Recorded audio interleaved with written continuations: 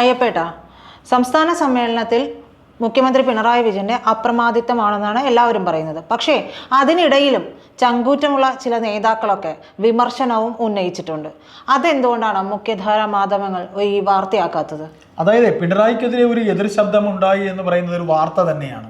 കാര്യം തുടക്കം മുതൽ അദ്ദേഹത്തിൻ്റെ തന്നെയാണ്. നമ്മൾ പല സംസാരത്തിലും നമ്മൾ പറഞ്ഞ പോലെ അദ്ദേഹത്തിൻ്റെ തല, അദ്ദേഹത്തിൻ്റെ ഫിഗർ, അദ്ദേഹം ഞാൻ എവിടെയും പിണറായി.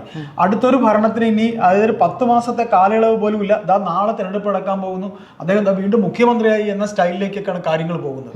ഏതായാലും ഇത്തരത്തിൽ ഈ കഴിഞ്ഞ ലോക്സഭാ തെരഞ്ഞെടുപ്പിൽ LDFന് പ്രത്യേകിച്ച് CPMന് കിട്ടിയ ഒരേ ഒരു സീറ്റിനെ കുറിച്ച് എന്തുകൊണ്ട് അത്തരത്തിൽ ആ പരാജയത്തെക്കുറിച്ച് ഒരു അപഗ്രഥനം പാർട്ടി സംസ്ഥാന സമ്മേളനത്തിൽ ഉണ്ടായില്ല എന്ന് കൊല്ലത്ത് നിന്നുള്ള ഒരു സീനിയർ പ്രതിനിധി ചോദിച്ചു. പാർട്ടി അംഗം, സംസ്ഥാന സമിതി അംഗമായ ഒരാൾ ചോദിച്ചു എന്നൊരു വാർത്ത, അങ്ങനെ ഒരു വാർത്ത പുറത്തു വരുന്നത് അതൊരു വലിയ കാര്യമാണ്, വലിയൊരു ചോദ്യവുമാണ്. അതായത് കാരണം എത്രയെങ്കിലും അതായത് CPMനെ സംബന്ധിച്ച് വോട്ട് ബാങ്ക് SNDP കമ്മ്യൂണിറ്റിയാണ്. അല്ലെങ്കിൽ പോട്ടെ, SNDPക്ക് താഴെയുള്ള മറ്റു ജാതികളിൽ താഴോട്ടുള്ള SNDPക്ക് താഴെയുള്ള എല്ലാ ജാതികളുടെയും വോട്ട് CPMന് കിട്ടിക്കൊണ്ടിരുന്നതാണ്. അതെല്ലാം BJPയിലേക്ക് ചോർന്നു പോയി.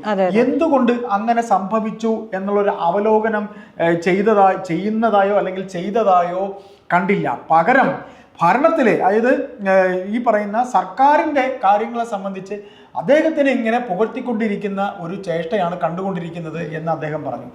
അത് ഒരു ശരിയായ ചോദ്യമാണ്. അതായത് ഇത്തരം പ്രവണത കണ്ടു തുടങ്ങിയത് 2022-ൽ, ഇതിനു മുമ്പുള്ള സംസ്ഥാന സമ്മേളനം നടന്നത് ഇവിടെ കൊച്ചിയിൽ വെച്ചാണ് 2022-ൽ.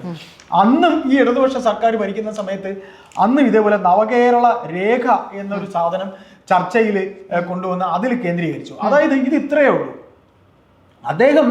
അതായത് പിണറായി വിജയൻ പാർട്ടിയുടെ സെക്രട്ടറി ആയിരിക്കുന്ന സമയത്ത്, അതായത് ഇവർക്കൊക്കെ ഈ പറയുന്ന പാർട്ടിയിലെ സംഘടനാ കാര്യങ്ങൾ ചെയ്യുന്നത്, എനിക്ക് കുറച്ചൊക്കെ ഈ സംഘടനയുമായി അടുത്ത് ഉള്ള ബന്ധുക്കൾ, സുഹൃത്തുക്കളൊക്കെ ഉള്ളത് കൊണ്ട് തന്നെ ഈ സംഘടനാ കാര്യങ്ങൾ ചെയ്യുന്നവർക്ക് സംഘടനാ കാര്യം വിട്ട് പാർലമെന്ററി തലത്തിൽ കാര്യങ്ങൾ ചെയ്യുന്ന, അതായത് MLAയും MP-യും മന്ത്രിയും ഒക്കെ ആയിരിക്കുന്നവരോട് ഒരു ചെറിയ ജലസി ഉണ്ടാവും. കാര്യം ഇവർ പാർട്ടിയിലെ സംഘടനാ കാര്യങ്ങൾ എന്ന് പറയുമ്പോൾ ഭരണത്തിരിക്കുമ്പോൾ എന്ത് വന്നാലും സെക്രട്ടറിക്ക് തന്നെയാണ് ഒരു പവർ. അന്നും VS ഭരിക്കുന്ന സമയത്തൊക്കെ ഈ ഇന്നത്തെ മുഖ്യമന്ത്രി സെക്രട്ടറി ആയിരിക്കുന്ന സമയത്തിനൊക്കെ അദ്ദേഹത്തിനൊക്കെ ഒരു ചെറിയ കല്ലുകടിയൊക്കെ ഈ മറ്റുള്ള മന്ത്രിമാരോടും VSനോടൊക്കെ ഉണ്ടായിരുന്നു. അന്ന് ഏറ്റവും കൂടുതൽ നഖശികാന്തം ഭരണത്തെ എതിർത്തിരുന്ന് വിമർശിച്ച് സംഘടനാ റിപ്പോർട്ടിൽ കുത്തി എല്ലാരെയും കുറിച്ച് പറഞ്ഞുകൊണ്ടിരുന്ന ആളാണ് ഈ പറയുന്ന ബഹുമാന വ്യക്തിത്വം. അദ്ദേഹം ഭരണത്തിലോട്ട് വന്നു കഴിഞ്ഞപ്പോൾ ബഹുമാന വ്യക്തിത്വം എന്ന് പറയുമ്പോൾ തിരിച്ചു പറഞ്ഞില്ലെങ്കിൽ ഇപ്പൊ വിമർശിച്ച ആളാണെന്ന് വിചാരിക്കും ആൾക്കാർ. അല്ല, ബഹുമാന വ്യക്തിത്വം പിണറായി വിജയൻ. അതെ, ഞാൻ പറയുന്നത് പിണറായി വിജയനെ കുറിച്ചാണ്, അത് ഈ മുഖ്യമന്ത്രിയെ കുറിച്ചാണ്. അപ്പൊ അദ്ദേഹം അന്ന് പാർട്ടി സെക്രട്ടറി ആയിരുന്നപ്പോൾ സംഘടനാ റിപ്പോർട്ടിൽ ഈ പാർലമെന്ററി തലത്തിൽ ഇരിക്കുന്ന മുഖ്യമന്ത്രി മുതൽ മറ്റു മന്ത്രിമാരെ ഒക്കെ CPM മന്ത്രിമാരെയൊക്കെ ഒരു ജലസിയുടെ ഭാഗമായി, അതായത് ഒരു ഇതുണ്ട് അങ്ങനെ.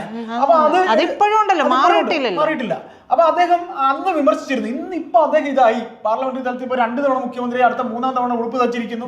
അപ്പൊ അങ്ങനെയൊക്കെ അങ്ങനെ ഉള്ളപ്പോഴത്തേക്ക് അദ്ദേഹം ഒരിക്കലും ഇനിയിപ്പോ സംഘടനാ കാര്യങ്ങളിൽ ഇടപെടണ്ടല്ലോ, സംഘടനാ കാര്യങ്ങൾ വേണ്ട, തനിക്കിനിപ്പോ സുഖിക്കാനുള്ള കാര്യങ്ങൾ അടുത്തൊരു സുഖിക്കലിലേക്ക് പോകുന്നതിന് വേണ്ടിയുള്ള രേഖയാണ് ഇനി അടുത്ത ഒരു നവകേരള.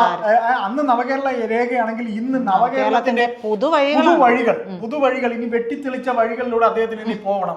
കാര്യം ഇപ്പൊ പശുവിന് തൊഴുത്തിൽ ഇപ്പൊ പാട്ട് ഇട്ടിട്ടുണ്ട്.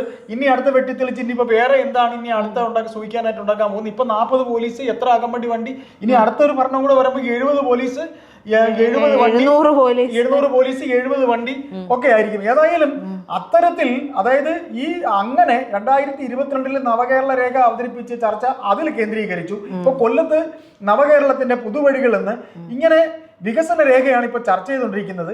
ആദ്യ ദിനം സംഘടനാ റിപ്പോർട്ടിന്റെ പിന്നാലെ ആദ്യ ദിനത്തെ സംഘടനാ റിപ്പോർട്ട് വന്നു, അതിനെക്കുറിച്ച് ഒരു ചർച്ചയില്ല, ഒന്നുമില്ല. അതിന്റെ പിന്നാലെ ഇതങ്ങനെ അവതരിപ്പിച്ചു. അതായത് ഭരണത്തിൽ പിണറായിയുടെ അപ്രമാദിത്വമാണ് ഈ അവസ്ഥയ്ക്ക് കാരണമെന്ന് പിണറായിയുടെ അപ്രമാദിത്വമാണ് ഇതിൻ്റെ കാരണമെന്ന് പച്ചയ്ക്ക് പിണറായി ഇരിക്കെ തന്നെ ഈ അംഗം തുറന്നടിച്ചു. അതും കൊല്ലത്ത്. അതായത് ഈ ജില്ലാ സമ്മേളനങ്ങളൊക്കെ നടക്കുമ്പോൾ ഏറ്റവും കൂടുതൽ വിഭാഗീയത നടമാടിയ സ്ഥലമാണ് കൊല്ലം. അതായത് ഇതിൽ നമുക്ക് ഒന്ന് മാത്രമേ പറയാനുള്ളൂ. ഒന്നും കൂടെ പറയാനുണ്ട്. കഴിഞ്ഞ പാർട്ടി കോൺഗ്രസിൽ അവതരിപ്പിച്ച രാഷ്ട്രീയ പ്രമേയ പ്രകാരം സംസ്ഥാന സമിതി എങ്ങനെ പ്രവർത്തിച്ചു. അതായത് കഴിഞ്ഞ പാർട്ടി കോൺഗ്രസ് നടന്നു, സംസ്ഥാന സമ്മേളനത്തിലും പാർട്ടി കോൺഗ്രസ് നടന്നു. അന്ന് ഈ സംസ്ഥാനത്തെ അതിലൊരു രാഷ്ട്രീയ പ്രമേയം ഉണ്ടാവും. ആ പ്രമേയ പ്രകാരം എത്രത്തോളം ഇവിടുത്തെ സംസ്ഥാന സമിതി പ്രവർത്തിച്ചു എന്നൊരു അവലോകന റിപ്പോർട്ട് പോലും ഈ നിമിഷം വരെ ഈ പറയുന്ന സമ്മേളനത്തിൽ ഉണ്ടായിട്ടില്ല. അപ്പോൾ സംസ്ഥാനത്തിന്റെ ഭാവി പ്രവർത്തന രേഖ അവതരിപ്പിക്കുമ്പോൾ അതിന്റെ ഒരു ഭാഗം മാത്രമായ വികസന രേഖയെ മാത്രമേ നമ്മൾ കാണേണ്ടതുള്ളൂ എന്നും അദ്ദേഹം ചൂണ്ടിക്കാണിക്കുകയാണ്. ഏതായാലും ഇത്തരത്തിൽ ഇങ്ങനെ പാർട്ടിക്ക് അത് സംഭവിച്ചു ഇത് സംഭവിച്ചു ഇങ്ങനെയുള്ള കാര്യങ്ങൾ ഇതിൽ ഈ പറയുന്ന ഇദ്ദേഹത്തിന്റെ പുതുവഴികൾ എന്ന് പറയുന്ന സാധനം വെറും ഒരു സമയം, അതായത് അദ്ദേഹത്തിന് ഒരു കഴിവുള്ളവനാണ്, അദ്ദേഹത്തിനെ പുകഴ്ത്താൻ വേണ്ടി ഉണ്ടാക്കിയ ഒരു പ്രഭാവർമ്മയോ അല്ലെങ്കിൽ ഏതെങ്കിലും പുതിയ PR ഏജൻസിയോ എഴുതി കൊടുത്തൊരു സാധനം വെറുതെ കൊണ്ട് തിരികെ കയറ്റി സമയം കളഞ്ഞ് ഇനിയിപ്പോൾ അതിൻ്റെ പേരിൽ അദ്ദേഹത്തിന് അതിൻ്റെ മറുപടി അദ്ദേഹം പറഞ്ഞ് സമയം കളഞ്ഞതല്ലാതെ ഈ സംഘടനാ റിപ്പോർട്ടിന്മേൽ ഈ പാർട്ടിയെ നന്നാക്കാനോ അല്ലെങ്കിൽ ഈ പാർട്ടിയിൽ ഇനി എന്തെങ്കിലും ഈ സംഭവിച്ച കാര്യങ്ങളെ തെറ്റുതിരുത്താനോ സ്വയം വിമർശനത്തിനോ ഒന്നും ഇവർക്കൊന്നും നേരമില്ല.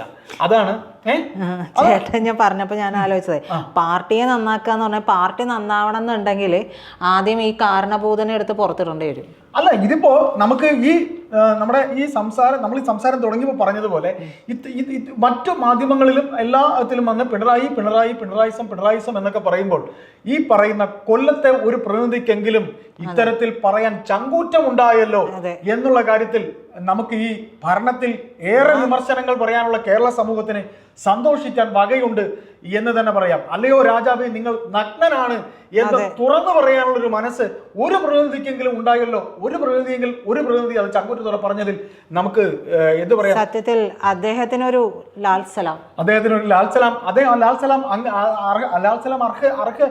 അത് അർഹതപ്പെടുന്നുണ്ട് അല്ലെ? തീർച്ചയായിട്ടും.